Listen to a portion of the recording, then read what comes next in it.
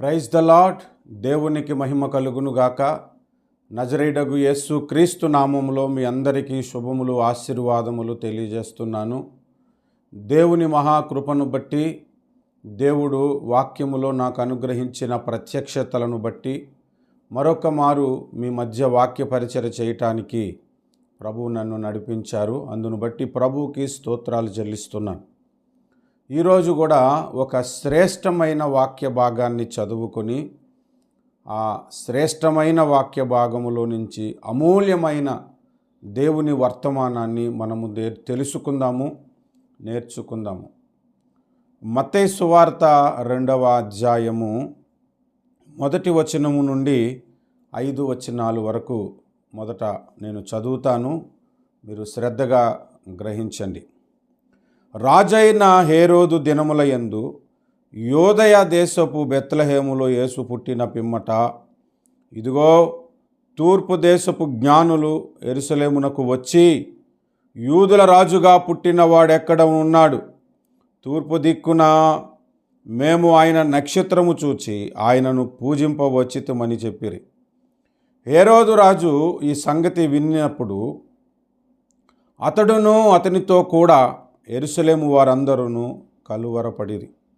కాబట్టి రాజు ప్రధాన యాజకులను, ప్రజలలో నుండి శాస్త్రులను అందరినీ సమకూర్చి క్రీస్తు ఎక్కడ పుట్టునని వారిని అడిగాను. అందుకు వారు, యోదయ బెత్లెహేములోనే. ఏలయనగా, యోదా దేశపు బెత్లెహేమా, నీవు యోదా ప్రధానులలో ఎంత మాత్రమును అల్పమైన దానవు కావు. ఇశ్రాయేలులను, నా ప్రజలను పరిపాలించు అధిపతి నీలో నుండి వచ్చును అని ప్రవక్త ద్వారా వ్రాయబడి ఉన్నదనిరి. ప్రార్థన చేసుకుందాము. ప్రేమ కలిగిన మా ప్రియ పరలోకపు తండ్రి, సర్వశక్తిమంతుడు అయిన నా దేవా, నా రాజా, నీకే స్తోత్రాలు చెల్లిస్తున్నాను. అయా, విస్తారమైన వాక్య ప్రత్యక్షతలను అనుగ్రహిస్తూ మమ్మలను నడిపిస్తున్నావు, అందును బట్టి స్తోత్రాలు. ఇదిగో సరైనటువంటి ఎక్విప్మెంటు లేక, సరైనటువంటి కెమెరా, పిఏ సిస్టము, నాయన ఎడిటింగ్ యాప్స్ లేక, సాఫ్ట్వేర్ లేక మేము అనేక వర్తమానాలు చెప్పలేకపోతున్నాము. కానీ మీరు అనుగ్రహించిన ప్రతి వర్తమానము చాలా అమూల్యమైనది నాయన. ఈ దినమందు మరొక కోణములో క్రిస్మస్ సందేశమును చెప్పటానికి, మీ యొక్క జన్మములో సాతాను చేసిన ప్రయత్నములను వివరించటానికి మీరు మాకిచ్చిన కృపకై స్తోత్రాలు చెల్లిస్తున్నాను. ఈ వాక్య భాగములో నుండి మాతో మాట్లాడండి. అద్భుతమైన మీ సందేశమును మాకు అనుగ్రహించమని యేసు నామమున ప్రార్థన చేస్తున్నాము మా ప్రియ పరలోకపు తండ్రి, ఆమేన్. ప్రభునందు ప్రియులారా, ఈ వాక్య భాగములో నుంచి విస్తారమైన వాక్య పరిచర్య ఈ ప్రపంచంలో క్రైస్తవులైనటువంటి వారు, సేవకులనబడినటువంటి వారు చెప్పారు. అనేకులు అనేక రీతిలుగా, అనేక కోణాలలో వివరించారు.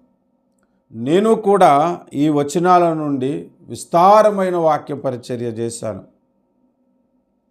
మచ్చుకు కొన్ని విషయాలు చెప్తాను. ఆయన నక్షత్రము అనే ఒక సబ్జెక్టు చెప్పాను. జ్ఞానుల గురించి చెప్పాను. తూర్పు దిక్కునే ఎందుకు నక్షత్రం ఉదయించాలి అనేది చెప్పాను. బెత్లెహేములోనే యేసు ఎందుకు పుట్టాలని చెప్పాను. యేసు పుట్టిన బెత్లెహేము గ్రామం ఎక్కడ ఉన్నది, ఏ రాష్ట్రంలో ఉన్నది, ఆ రాష్ట్రాలు, ఆ దేశపు పేరులను బట్టి కూడా ఒక సందేశమును మనం ఇదివరకు నేను చెప్పాను. దాదాపు 100 క్రిస్మస్ మెసేజెస్ యూట్యూబ్లో అవైలబుల్గా ఉన్నవి. మీరు వినొచ్చు, అనేక విషయాలు మీరు నేర్చుకోవచ్చు. ఈ దినమందు ఈ లేఖన భాగములో నుండి మీతో నేను పంచుకోవటానికి ప్రభువు నాకు ఇచ్చిన ప్రత్యక్షత ఏమిటంటే, యేసుక్రీస్తు జన్మములో లేక యేసు పుట్టుకలో సాతాను ప్రయత్నములు విఫలమయ్యాయి. దయచేసి అవి మనము ధ్యానము చేద్దాము. దయచేసి గమనించండి. మొట్టమొదటిగా మనం ఆలోచన చేస్తే, జ్ఞానులు తూర్పు దిక్కున నక్షత్రమును చూసి రక్షకుడు ఈ లోకములో పుట్టాడు, యూదుల రాజుగా పుట్టాడు అని వారు గ్రహించారు. గ్రహించి ఇక వారి ప్రయాణము యేసు ప్రభు దగ్గరికి కొనసాగింది. యేసు ప్రభు దగ్గరికి వారు ఎందుకు వచ్చారంటే ఆయనను పూజించటానికి వచ్చారు, ఆయనను ఆరాధించటానికి వచ్చామని చెబుతున్నారు. సాధారణంగా క్రైస్తవులు ఆరాధన అంటారు, పూజించటం అనేది అన్యులు అంటారు. వీళ్ళు క్రైస్తవులు కారు, యూదులు కారు. పూజించటమే వాళ్ళకి తెలుసు, పూజించటానికే వచ్చామని చెప్పారు వాళ్ళు. సరే, వాళ్ళ ప్రయాణము కొనసాగింది. నక్షత్రము వాళ్ళకి ప్రత్యక్షమైన దినము నుండి ఆ నక్షత్రము వారిని లీడ్ చేస్తూ వచ్చింది. ఆ నక్షత్రాన్ని బట్టే వారు అడుగులు ముందుకు కదిపారు. ఆ నక్షత్రాన్ని బట్టే వాళ్ళ ప్రయాణము ముందుకి కొనసాగింది. వాళ్ళు ప్రయాణములో నక్షత్రాన్ని విడిచి ఒక సందర్భములో హేరోదు రాజు దగ్గరికి వారు వచ్చినట్లుగా మనకు కనబడుతుంది. అక్కడే సాతాను వారిని త్రోవ తప్పించే ప్రయత్నం చేశాడు. ఆ ప్రయత్నం అతనికి సఫలమైంది, కానీ ఫైనల్గా దేవునిదే విజయమైంది.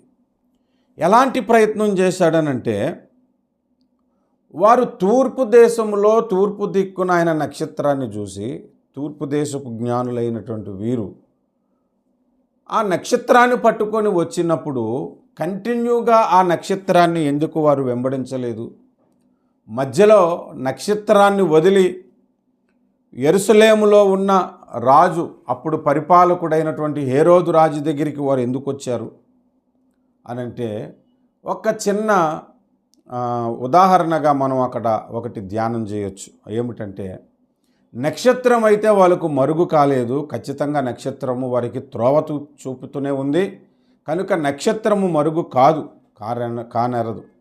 అయినా వాళ్ళు ఎందుకు త్రోవ తప్పారు అనంటే, ఆ వచ్చిన జ్ఞానులు 300 మందో 30 మందో మనకు తెలీదు, కానీ ఒకరికంటే ఎక్కువ అన్న సంగతి మనకు తెలుసు. ఆ జ్ఞానులలో ఎవరో ఒకరు లేదా ఒక ఇద్దరు, ఒకవేళ 30 మంది అయితే ఒక 4-5, ఒకవేళ 300 మంది అయితే ఒక 10-15 మంది ఈ విధంగా సలహా ఇచ్చి ఉండొచ్చు. ఆయన యూదులకు రాజుగానే పుడతాడని మన గ్రంథం చెప్తుంది. ఆయన పుట్టినప్పుడు నక్షత్రం కనబడుతుందని మన గ్రంథం చెప్తుంది. కాబట్టి రాజు కొడుకు ఖచ్చితంగా రాజగృహంలోనే పుడతాడు. కానీ ఏదైనా వీధిలో పూలమ్ముకునేవాడు కొట్టులో పుడతాడా? ఒక పేదవాని కుటుంబంలో పుడతాడా? పుట్టడు కదా.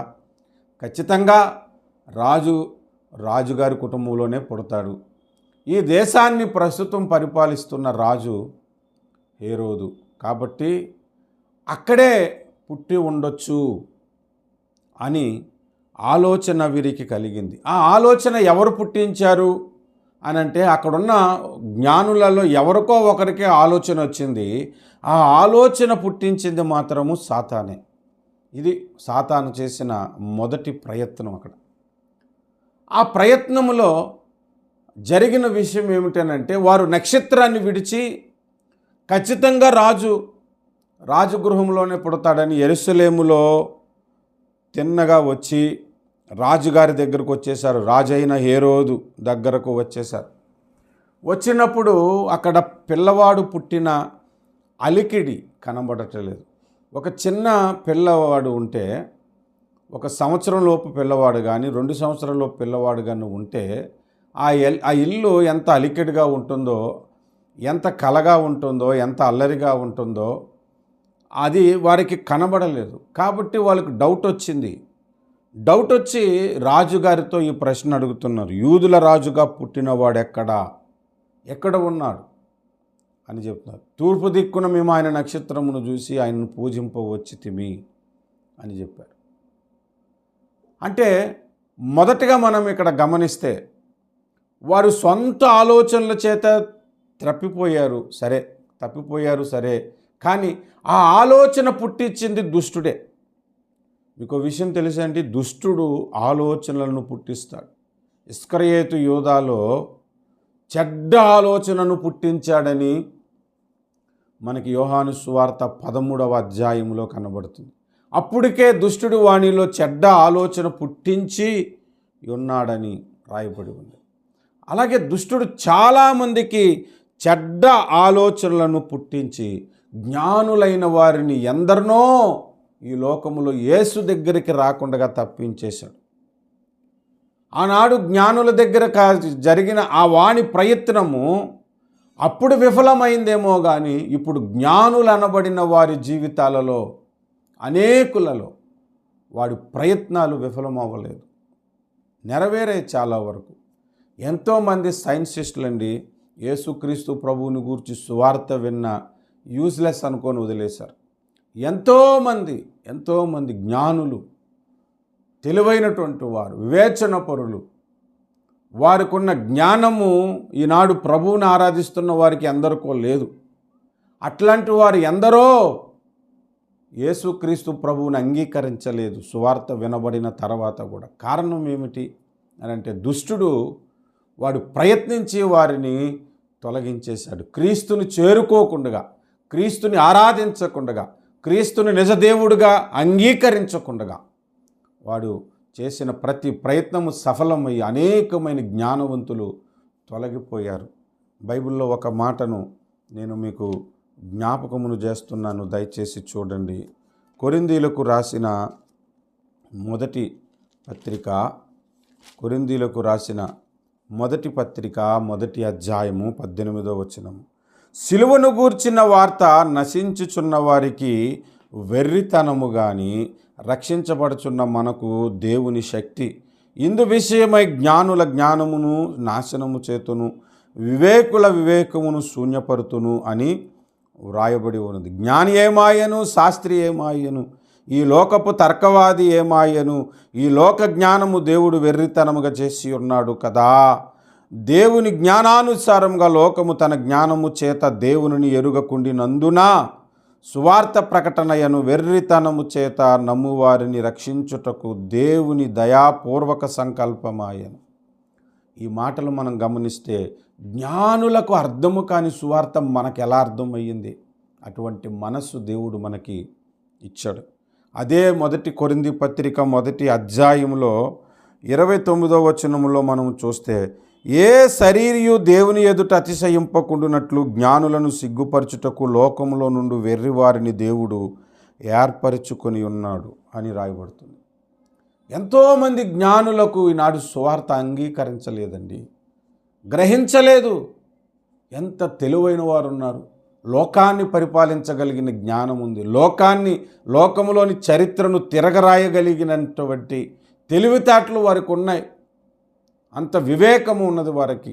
కానీ యేసుని అంగీకరించక కోట్ల మంది జ్ఞానులు, కోట్ల మంది తెలివైనటువంటి వారు, వివేకపరులు నరకపాత్రులైపోయి ఇదివరకే కొంతమంది పాతాళములో మగ్గిపోతూ ఉన్నారు.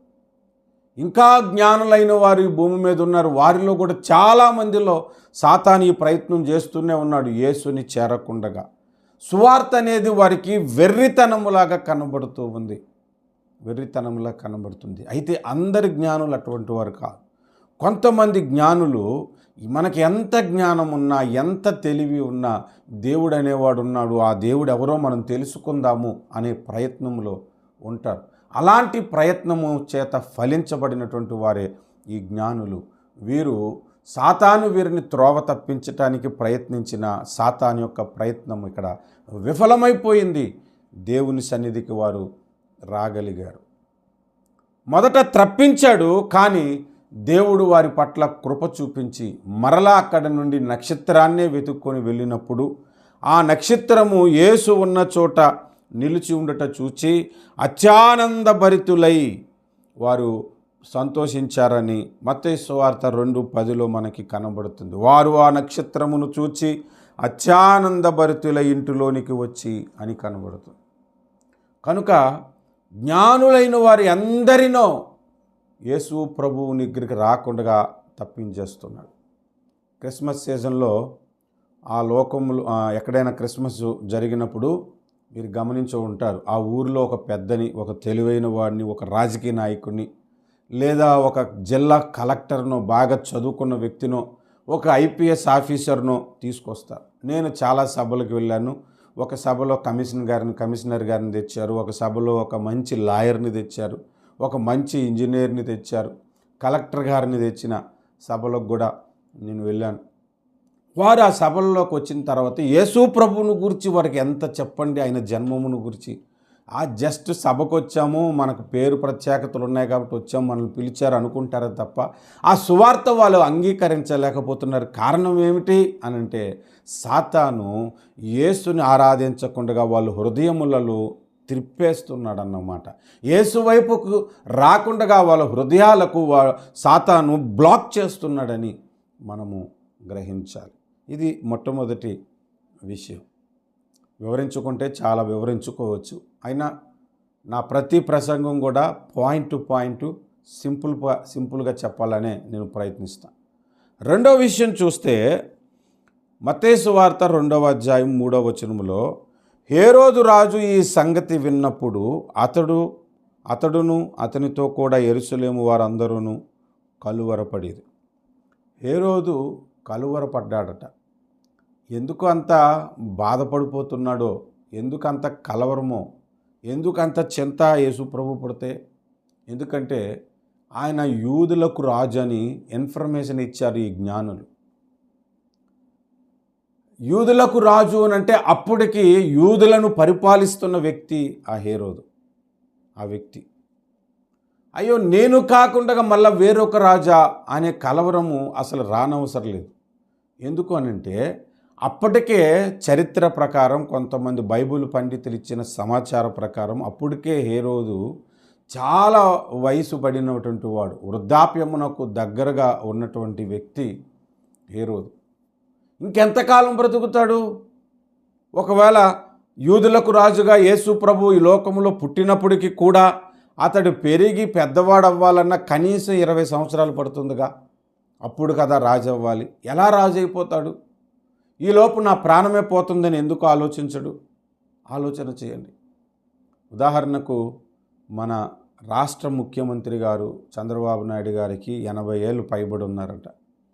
ఇప్పుడు ఎవరో పిల్లవాడు తర్వాత ఈ రాజ్యాన్ని పరిపాలిస్తాడు, ఈ తెలుగు రాష్ట్రాలను పరిపాలిస్తాడు, ఇక మీదట నీకు ఆ పదవి ఉండదని ఎవరైనా చెప్పారనుకోండి, ఆయన ఏం కలవరపడడు. ఎందుకంటే ఆ పిల్లవాడు ఎదగాలి, రాజకీయాల్లోనికి రావాలి, రాజకీయాల్లో రాణించుకోవాలి, ప్రజల ఆదరణ పొందాలి, ఎలక్షన్లో నిల్చోవాలి, గెలవాలి. అప్పుడు కదా కలవరము.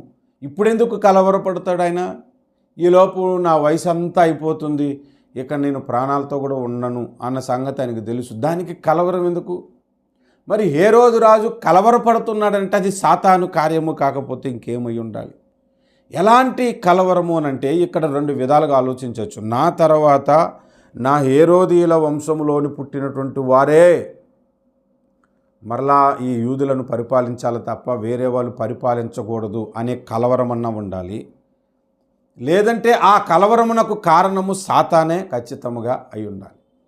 ఎంత ప్రయత్నం చేశాడంటే ఈ హేరోదు జ్ఞానుల వలన రహస్యముగా వారిని పిలిపించుకొని ఆ నక్షత్రము చూచిన కాలమును ఎరిగి, దాదాపు పలానా సంవత్సరం ముందు పలానా నెలలో ఆ నక్షత్రాన్ని మేము చూసాం, మా ప్రయాణంలో ఇంత సమయం పట్టిందని వాళ్ళు చెప్పిన తర్వాత, యేసు ప్రభు పుట్టిన తర్వాత ఆయనకి ఇన్ని నెలలు ఉంటాయని కాల్కులేట్ చేసుకొని 2 సంవత్సరాల పిల్లలను బెత్లెహేము ఆ చుట్టుపక్కల సకల ప్రాంతంలో ఉన్నటువంటి 2 సంవత్సరాల యూదులలో పుట్టిన పిల్లలను చంపటం ప్రారంభించాడు.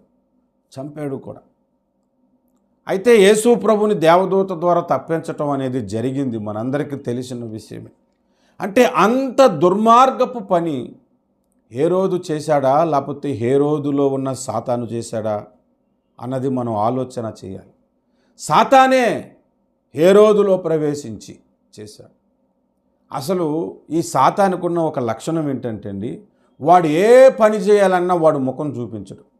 వాడు ఏ పని చేయాలన్నా వాడు పబ్లిక్ అవ్వడు, వేరే వాళ్ళు ఇరికించేస్తాడు. అది సాతాను యొక్క లక్షణం. ఆది కాండము నుండి మనం గమనిస్తే అవ్వను పాపంలో పడేయటానికి సర్పములో ప్రవేశించాడు వాడు. ఆ తర్వాత యోబును తప్పించటానికి యోబు భార్యలో ప్రవేశించాడు. ఇక తూరు రాజులో ప్రవేశించిన సందర్భము, ఇంకా అనేకమైన రాజులలో వారు ప్రవేశించాడు, పాడు చేస్తూనే వచ్చాడు. ఇక్కడ కూడా హేరోదులో ప్రవేశించాడు. హేరోదులో వాడు ఉన్నాడు. హేరోదును ప్రేరేపించటం కాదు, హేరోదులోనే వాడు ఉండి యేసు ప్రభువుని చంపాలనుకున్నాడు. కారణం ఏమిటి అనంటే, మనకి ఆదికాండము 3వ అధ్యాయము 15వ వచనములో నీకును స్త్రీకిని నీ సంతానమునకును స్త్రీ సంతానమునకును వైరమును పుట్టించదనని సాతానుతో దేవుడు చెప్పాడు.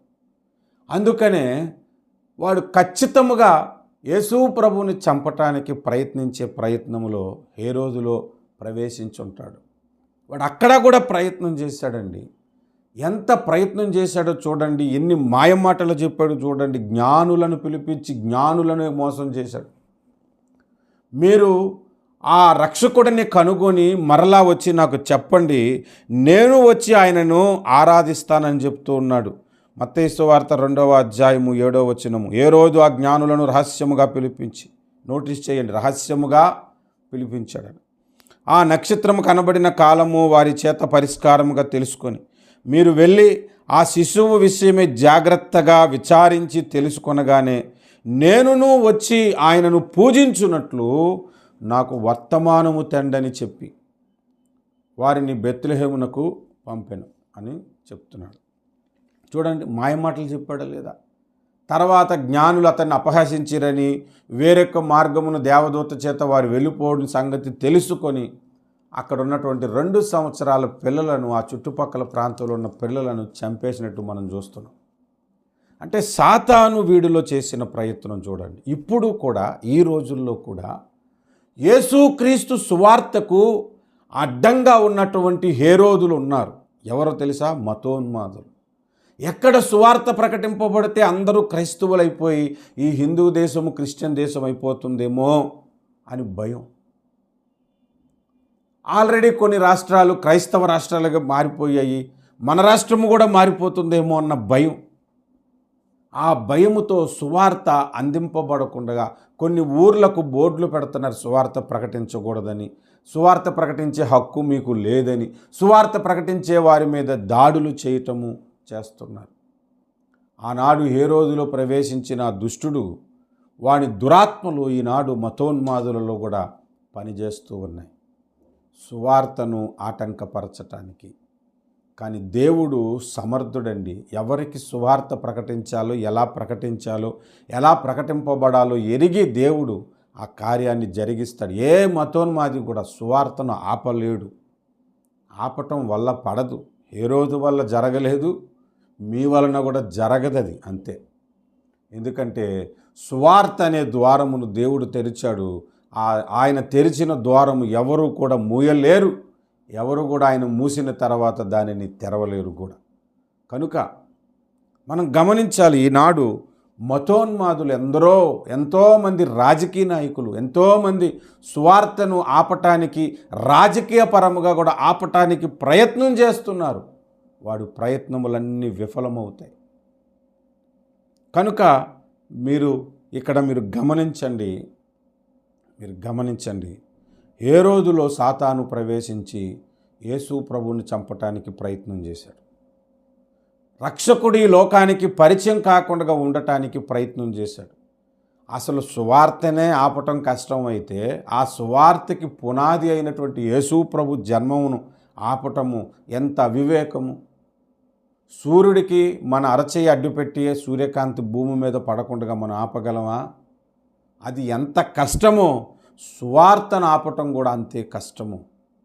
ఈ క్రిస్మస్ సందర్భముగా సువార్త ప్రకటిస్తున్న వారందరికీ కూడా నేను చెబుతున్న ఒక మాట ఏంటంటే, మీరు ప్రకటిస్తున్న సువార్తను ఆపటానికి ఎంతమంది మతోన్మాదులు అడ్డం వచ్చినా దేవుడు తన కార్యము జరిగించుకుంటూనే ఉంటాడు. దేవుడు తన కార్యమును జరిగిస్తూనే ఉంటాడు. హేరోదు ఫెయిల్ అయినట్లుగా మతోన్మాదుల ప్రయత్నాలన్నీ కూడా ఫెయిల్ అయిపోతాయి.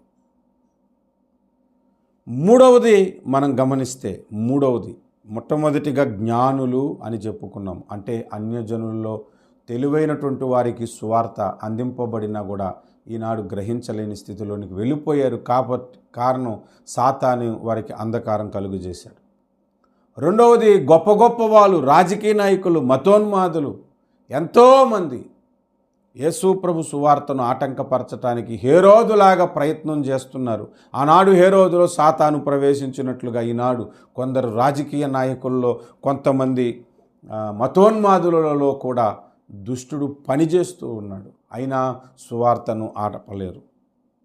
మూడో విషయాన్ని చూస్తే మత్తయి సువార్త 2వ అధ్యాయము 4-5 వచనాలు మనం చూస్తే, కాబట్టి రాజు ప్రధాన యాజకులను ప్రజలలో నుండి శాస్త్రులను అందరినీ సమకూర్చి క్రీస్తు ఎక్కడ పుట్టునని వారిని అడిగాను. అందుకు వారు యూదయ బెత్లెహేములోనే, ఏలయనగా యూదా దేశపు బెత్లెహేమా, నీవు యూదా ప్రధానులలో ఎంత మాత్రమును అల్పమైన దానవు కావు, ఇశ్రాయేలును నా ప్రజలను పరిపాలించే అధిపతి నీలో నుండి వచ్చునని ప్రవక్త ద్వారా వ్రాయబడి ఉన్నదని చెప్పారు. చూడండి, ఇక్కడ మనం గమనించాల్సింది ఏంటంటే శాస్త్రులు, యాజకులు, అందులో ప్రధాన యాజకులు అంటారు. ప్రధాన యాజకులు అంటే వాక్యం బాగా ఎరిగిన వారు, శాస్త్రులు అంటే వాక్యపు లోతులు ఎరిగినవారు. వారికి ఒక విషయం తెలుసు. ఏమిటి? బెత్లెహేములో యేసు ప్రభు పుడతాడని, రక్షకుడు పుడతాడని తెలుసు. అది ఈ కాలమని కూడా తెలుసు వారికి. మరి తెలిసిన జ్ఞానులు వెళ్ళి ప్రభువును ఆరాధించారు, గొర్రెల కాపరులు వెళ్ళి ప్రభువును ఆరాధించారు, పరలోకము నుండి దేవదూతలు దిగి వచ్చి ప్రభువును ఆరాధించాడు, సుమయోను ఆరాధించాడు, అన్న ఆరాధించింది, ఎంతోమంది యేసు ప్రభువును ఆరాధించారు, ఆయన ప్రకటించారు కదా. మరి ఈ శాస్త్రులు, ఈ ప్రధాన యాజకులు వాక్యం ఎరిగి కూడా యేసు ప్రభువును ఆరాధించటానికి ఎందుకు వెళ్ళలేదు? యేసు ప్రభువును తెలుసుకోవటానికి ఎందుకు ప్రయత్నం చేయలేదు? అంటే సాతాను వీరికి కలుగు చేసిన అంధకారం ఏమిటంటే, వాక్యము చదువుతారు, ధ్యానం చేస్తారు, కానీ వాక్యములో సత్యమును చూసే కన్నులు వీరికి లేవు, కనబడదు వీరికి. ఈనాడు సాతాను కూడా చాలామంది క్రైస్తవులకు వాక్యపు లోతులు ఎరగకుండగా, వాక్యములోని సత్యము చూడకుండగా అంధకారమును కలుగు చేస్తున్నాడు. ఈ లోకములో యేసు ప్రభు సువార్త తెలియకుండా వాడు ఎలాగైతే అంధకారము కలుగు చేస్తున్నాడో, వాక్యమై ఉన్న క్రీస్తుని, వాక్యములో ఉన్న సత్యాన్ని చూడకుండగా ఈనాడు అంధకారము కలుగు చేస్తూ ఉన్నాడు. చాలామంది ప్రీచర్స్ ఉన్నారండి, యేసు ప్రభు దేవుడును ఒప్పుకోవట్లేదు, దేవుని కుమారుడుగానే ఒప్పుకుంటున్నారు. యేసు ప్రభును ఒక ప్రవక్తగానే చూస్తున్నారు. నిజమైన దేవుడు, తండ్రి అయిన దేవుడే, యెహోవా దేవుడు అని చెప్పుకునే పిచ్చి సన్నాసులు ఉన్నారు. చెప్పాలంటే వారికి ఆ అంధకారం ఎలా వచ్చింది? వాళ్ళ చేతుల్లో బైబిల్ ఉంది కదా. ఈ శాస్త్రులు, ప్రధాన యాజకుల చేతుల్లో కూడా లేఖనాలు ఉన్నాయి, అయినా చూడలేకపోతున్నారు. కారణం ఏంటో తెలుసా? వాక్యములోని మర్మాలను చూడాలనే తపనతో దావీదులాగా ప్రార్థించలేని స్థితి. 119వ కీర్తన 18వ వచనంలో, నీ ధర్మశాస్త్రమందు ఆశ్చర్యకరమైన సంగతులు గలవు, వాటిని చూచినట్లు నా కన్నులు తెరువుము అని ప్రార్థన చేశాడు. ప్రార్థన చేసే మనసు లేదు, తెలుసుకోవాలని ఆసక్తి లేదు. ఒకవేళ ఎవరైనా తెలియజేస్తే దాన్ని శ్రద్ధగా వినే మనసు లేదు. అపోస్తుల కార్యాలు 8వ అధ్యాయంలో ఒక మంత్రి, నఫంసకుడైన, రథం మీద వెళుతూ యెషయా గ్రంథమును చదువుకుంటున్నాడంట. ఆ చదువుతున్నది ఏమిటో నీవు గ్రహించగలుగుతున్నావా అని ఫిలిప్పు అతన్ని అడిగాడు. మీరు చూడండి ఆ మాటలు. అపోస్తుల కార్యాలు 8వ అధ్యాయము 28వ వచనం. అతడు తిరిగి వెళ్ళుచు తన రథం మీద కూర్చుండి ప్రవక్త అయిన యెషయా గ్రంథము చదువుచుండెను. అప్పుడు ఆత్మ ఫిలిపుతో, నీవు ఆ రథము దగ్గరకు పోయి దానిని కలుసుకొనమని చెప్పాను.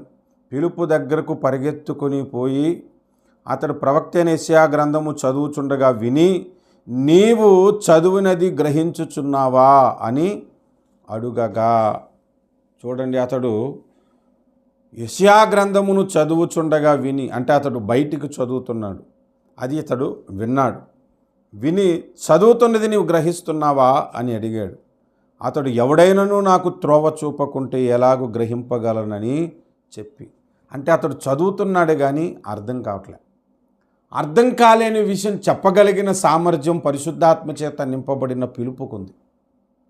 ఎవడైనా చెబితేనే కదా నాకు అర్థమవుతుందని అంటే, ఇప్పుడు ఫిలిపు దాని ఒక భావమును చెప్పాడు, దాని ఒక అర్థము చెప్పాడు. నువ్వు చదువుతున్న వచన ప్రకారం భూమి మీద నెరవేర్చిన వ్యక్తి ఎవరో ఆ యేసు ప్రభువును గూర్చి, రక్షకుడిని గూర్చి వివరించాడు.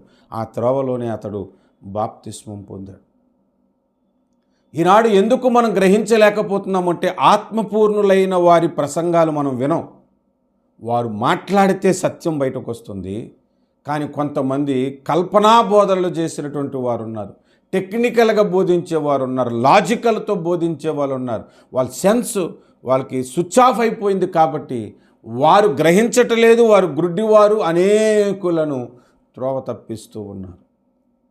ప్రధాన యాజకులు, శాస్త్రులు, వాక్యం ఎరిగినటువంటి వారికే యేసు ప్రభు పుట్టుకను గూర్చిన అవగాహన దొరకలేదు అనంటే ఈనాడు యేసు ప్రభు యొక్క జన్మమును గూర్చి, ఆయన సత్యమును గూర్చి ఇంకెంతమంది గ్రహించగలరు? ఈ కోణంలోని యేసు ప్రభు డిసెంబర్ 25న పుట్టలేదని, పుట్టాడని ఆ డేటు కొరకు ప్రయాసపడుతూ డిబేట్లు పెట్టుకునేటువంటి పిచ్చి వాళ్ళు లేరండి? క్రిస్మస్ చేయకూడదనేటువంటి పిచ్చి వాళ్ళు లేరా? ఎలాంటి స్థితిలోనికి దిగజారిపోయారు? అంధకారం వచ్చేసింది చాలామంది క్రైస్తవులకి. వాక్యములోనున్న వెలుగుని వారు గ్రహించలేకపోతున్నారు. ఎందుకంటే గురుడితనం వచ్చింది. ఆనాడు ఈ ప్రధాన యాజకులకు, శాస్త్రులకు దుష్టుడు గురుడితనము కలుగు చేసినట్లుగా ఈనాడు కూడా చాలామంది క్రైస్తవులకు యేసు ప్రభు జన్మమును గూర్చిన విషయాలు గ్రహించలేని గురుడితనం వచ్చేసింది. కనుక మీరు బాగా గమనించి వాక్యాన్ని ఎరగండి. దుష్టుడు ఏమాత్రమును మీకు అంధకారము కలుగు చేయకుండా ఈ క్రిస్మస్ సీజన్లో యేసు ప్రభు యొక్క సత్యాన్ని సమృద్ధిగా మనము ఎరుగుదాము. దేవుడు మనకు అనుగ్రహించిన ఈ వాక్య ప్రత్యక్షతను బట్టి ప్రభువుకి మహిమ కలుగునుగాక. ప్రార్థన చేసుకుందాము. ప్రార్థనలో ఏకీభవించండి. ప్రేమ కలిగిన మా ప్రియ పరలోకపు తండ్రి, సర్వశక్తిమంతుడానికి స్తోత్రాలు. సాతాను నాయన మా కన్నులకు అంధకారము కలుగు చేయకుండా కాపాడినందులకు స్తోత్రాలు. మీ వాక్యములో మర్మమైన విషయాలు, లోతైన విషయాలు, ఆశ్చర్యకరమైన విషయాలు చూచే కనులు మాకు దయచేయండి. ఆనాడు ప్రధాన యాజకులు, శాస్త్రులు చూడలేకపోయారు, మేము చూడగలగాలి నాయన. మర్మములు చూడగలగాలి. మా మనోనేత్రములను వెలిగించమని ప్రార్థన చేస్తూ ఉన్నాము. అనేకమైన రాజకీయ నాయకులు, మతోన్మాదులు అయా సువార్త గ్రహించలేని స్థితిలో ఉన్నారు. మీ చిత్తమైతే వారు మనోనేత్రాలను వెలిగించండి ప్రభువా. జ్ఞానులైనటువంటి వారు మీ వైపు తిరగలేకపోతున్నారు ప్రభువా. ఎందరో నశించిపోతూ ఉన్నారు. మీ జన్మమును గూర్చిన మర్మము ఎరుగక, మీ జన్మములో ప్రకటించుటలో రక్షణ కలుగుతుందని ఎరుగక నశించిపోతున్న వారి కొరకు కూడా ప్రార్థన చేస్తున్నాము. కనికరము వారిపైన చూపండి, సహాయము చేయండి. నీ ప్రజలైనటువంటి వారికి అంధకారము తొలగించమని, సాతాను చేస్తున్న ప్రతి ప్రయత్నము విఫలపరచమని యేసుక్రీస్తు నామమున ప్రార్థన చేస్తున్నాము మా ప్రియమైన పరలోకపు తండ్రి. ఆమేన్. ఆమేన్. God bless you. God bless you. ప్రియమైనటువంటి సహోదరులారా, నా వర్తమానాలు వింటున్న వారు, ఇష్టపడుతున్నవారు లైక్ చేయండి, సబ్స్క్రైబ్ చేయండి, ఇతరులకు నా వీడియోస్ను షేర్ చేయండి. దేవుడు దాని ద్వారా కూడా మిమ్మల్ని దీవించునుగాక. God bless you.